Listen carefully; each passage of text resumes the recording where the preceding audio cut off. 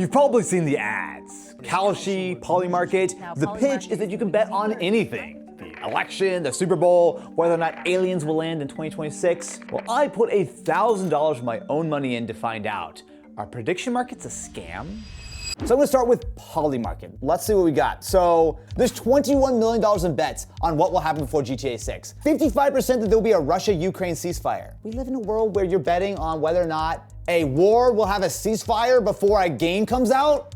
Well, actually, I'm kind of on board with this. I feel like some stuff is dumb, that's kind of funny. How it works: buy yes or no shares depending on your prediction, odds shift in real time. Place a trade, fund your account with crypto, debit card, or bank transfer. Oh, they don't take credit cards? I mean, that's probably for the best, but okay. Oh, by trading, you agree to the terms of use and attest that you are not a US person, you are not located in the US, and are not the resident of or located in a restricted jurisdiction. Wait, I thought you could do this in the US. Well, remember how we said something about different platforms being various levels of legal? Polymarket aren't legal yet, are they? Not in the US, no, not really. I am not gonna be doing any crimes on camera. I am a good law-abiding citizen. Let's go to Kalshi. Okay, so quick context, because while they're both prediction markets, Kalshi and Polymarket aren't actually the same thing. Polymarket's the one you've probably heard of, and they're also the slightly more, shall we say, problematic player in the space. How do you feel about war? And as we've just seen, they're technically illegal in the United States. Now, Polymarket US, which is its own thing, is coming if you want to sign up for the waitlist, but for right now, if you're an American and you keep hearing about Polymarket, well, you've been hearing about a website that you're not supposed to put money into. Kalshi is the one I can use. It is an actual CFTC regulated exchange, meaning it's approved by the same federal agency that oversees other futures trading. Now, how betting on aliens is considered the same kind of futures option as farmers hedging against a dry season is a whole other question, but that's besides the point.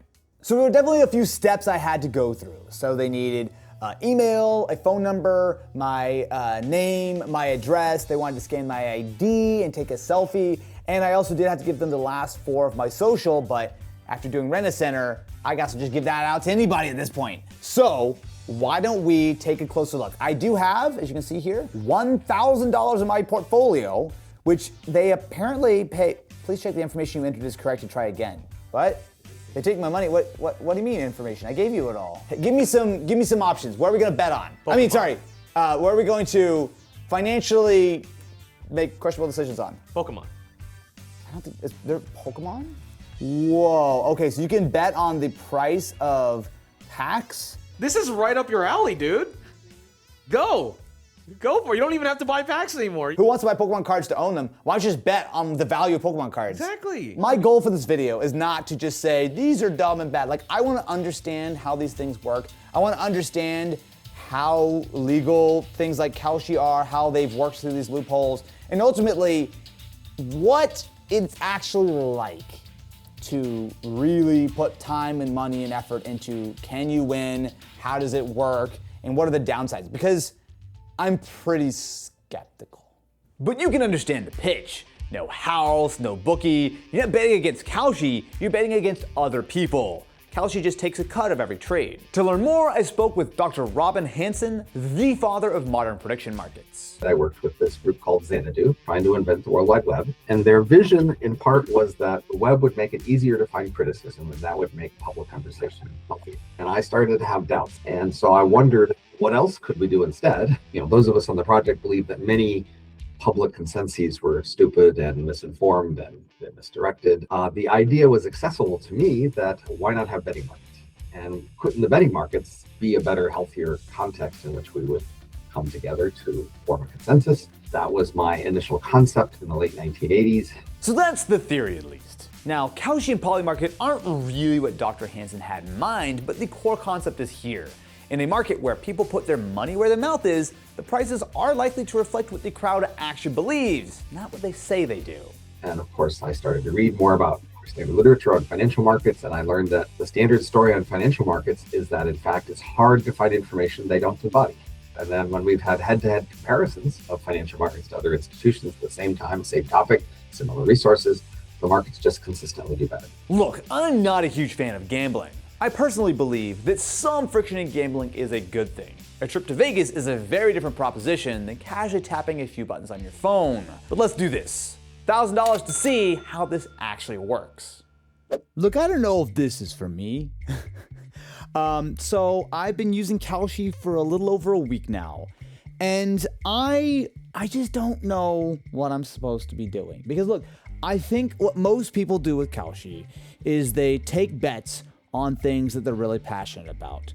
But not only am I trying to not get Martha Stewarted, but even the things that I am passionate about, I feel like are really boring, right? Like, so I've made some bets. I'll actually show you my portfolio right now, which I am exclusively down on basically at this point. So I bet on some F1 stuff, but the problem is there's no F1 races right now, and most of the bets that are there are like, you know, what's going to happen at the end of the year, so they're not really exciting. I bet on a Pikachu card going up, which I'm making some money on. I've taken a massive hit on betting on GTA 6, which at this point, at least as a recording right now, seems like they're about to like bring out a new trailer and confirm stuff. So I'm way down on that. The one that I was doing okay on for a minute is betting on Aliens. That's also not exciting. Like, I understand there's a fun factor here, 1000%. But to me, I don't, it doesn't click on betting real money on real world things. I'm trying to get it, but I'm not really getting it. Here's what I keep getting stuck on. It's not that I don't personally resonate with this stuff so much. I mean, I get it, gambling is fun. The bigger question is, why are prediction markets suddenly everywhere? The ads all over sports on TV, the integrations on cable news. I mean, somebody decided that this needed to be in front of all of our faces all the time, and it's working. Kalshi and Polymarket combined did about $50 billion in trades last year. They did that much again in just March and April of this year. Something else is going on here. So I reached out to a good friend of mine, June Lee, who is an independent sports journalist and who has done some great reporting on the rise of sports betting. At the beginning, it felt like the small kind of niche thing. And then especially over the course of the last year and a half, it's really exploded in a way that I think has been kind of surprising. I think that people within the industry, both on the sports gambling side and on the prediction market side, I think have been surprised at how rapidly it's increased. And I think the breaking point moment for me was not even in sports, but I live in New York City, and I was walking around during the Democratic primary of the mayor's race last year between Andrew Cuomo and Zoran Mondani, and you would see these massive billboards on the sides of the subway, basically being like, look at the live ads for the race between Andrew Cuomo and Zoran Mondani. It felt like a kind of brick wall hitting me, because it was like, oh, this is such a dangerous, slippery slope when you're taking sports logic and applying it to something like politics, which affects all of our lives on a day-to-day basis, even if we don't want to think about it. Yikes. The whole pitch is that these things are supposed to be different from these shady old sports books. You know, it's more transparent when you're betting against people, not the house. Dr. Hansen's whole vision was about better information, not about late-stage capitalism. But it never quite works out like that, does it? Polymarket and Kalshi aren't blowing up because people are finding so much value in the information they provide. It's because of a serious marketing push. Well, the marketing phrase that Kalshi uses is that the sports books are rigged against you. Kalshi is decentralized. You're betting against the people. The reality of that is that a lot of these kind of private equity and like venture capital, like these major financial firms that control Wall Street, are actually setting the markets for it. And so the odds on these gambling markets in many ways aren't any different from what you would see on a sports book, but the marketing campaign, because of kind of the less centralized, less regulated nature of these prediction markets, it kind of pushes people towards this idea that you're just betting against someone like me or you, when in actuality you're betting against these massive Wall Street firms. And so, talking to June really opened my eyes to the biggest use of prediction markets, sports betting. By some estimates, it's around 90% of the volume on these markets, which is far above betting on if the president's going to say a specific word in a speech, or if those aliens are actually going to show up in 2026 or not. So since I'm not having a lot of luck betting on the boring stuff, I have an idea. So I'm here in an Angel game. Let's see how it works, shall we? So right now, the Angels have a 40% chance to win. So, as always, especially when it comes to sports, there's a million different things you can do. The first 5 innings, a bunch of other stuff. I'm just gonna do something simple. So, 2.3 times payout. So if I put $200 down and the Angels win, I make $468. Sure, I guess with that, let's see how it goes. This is a lot of fun, but it helps us look at game. Again. 1 inning left. Right now, we're at 93%, so I'm feeling pretty good. The score's 5-7. It got a lot closer than it was before. Okay, I'm gonna put my phone away. I gotta lock in here. That was a ton of fun, honestly. I think it really actually made a difference. That I was a little bit more motivated than normal. I still have somewhat conflicted feelings about Kalshi and Polymarket, but it definitely did give me a new appreciation for the way you can enjoy sports, if I'm honest with you. It was interesting for sure, but I think I gotta think on this a little bit. I don't know. Look, the numbers don't lie. It's not just people against each other.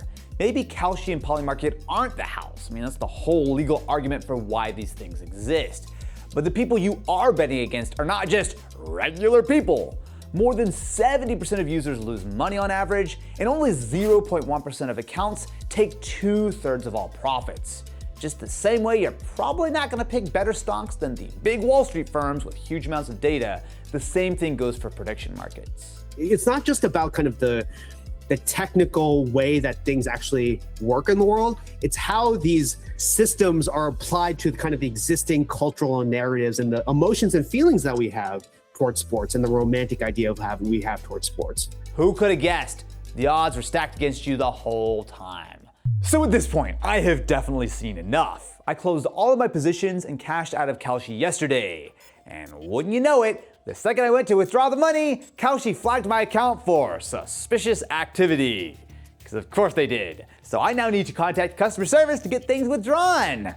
But regardless, I've already donated the $265 I made from the Angels game to the National Council for Problem Gambling. Prediction markets didn't just slowly build up to $50 billion in trading volume. They exploded. 2 years ago, this is a niche thing, but today, there's subway billboards, ads all over YouTube and TV. I mean, we're looking at two of the biggest platforms in the world, with valuations in the tens of billions. The idea of a prediction market, it's not necessarily a bad one. Dr. Hansen had some of the right ideas, but what Kalshi and Polymarket are doing, allowing anyone to bet on basically anything, it's just problematic. It enables truly wild stories, like the soldier who bet on the outcome of his own mission to capture the president of Venezuela on Polymarket. I mean, sure, he got caught for being a dumbass, but I think it's a good snapshot of just how out of control things can get when there are no adults in the room. I am not gonna dance around what happened here. The rules have essentially been abandoned. The Commodity Futures Trading Commission, or the CFTC, is the federal agency that's supposed to regulate futures, which is where prediction markets fall under. They're a small agency designed to ensure that nefarious behavior is kept to a minimum. According to a New York Times investigation, the CFTC really has been flattened at this point. I mean, there's so much here. People being fired for speaking out. There's only a single commissioner left, who used to be a lawyer for crypto and prediction market firms. And there's also this. Why did you guys make Donald Trump Jr. a strategic advisor? We have a lot of advisors. What kind of advice does he give you? So it really is, again, about growing prediction markets. What's his role? I mean, this is the son of the president. We have a lot of advisors. He's not just any advisor. He has a direct line to the White House. We have a lot of advisors. Well, I think that kind of speaks for itself, doesn't it? So are prediction markets a scam? Honestly, Kalshi will let you bet on aliens. Polymarket will let you bet on whether the president says bigly in a press conference, and those bets will resolve fairly. I mean, the platforms aren't lying about what they're selling, but these are not designed to make information more freely available. They might as well be casinos that live in your pocket, pretending to be a financial product that really feel like they're just growing as fast as they can because the regulator who is supposed to be in charge is asleep at the wheel. What do you think is more likely? Humanity benefits from the information on Kalshi and Polymarket, or it all turns into Biff Tannen's Pleasure Palace? Hello? Hello, anybody home? Huh? Think, McFly, think! I know which one I'd bet on. If you enjoyed, make sure to subscribe to the channel and ring-a-ling that ding-a-ling button. And you can check out our deep dive on why AI has become such a huge problem. I probably need to go take a shower or something after this one. Who? The son of the president? He's just an advisor. Don't worry about it. Meh.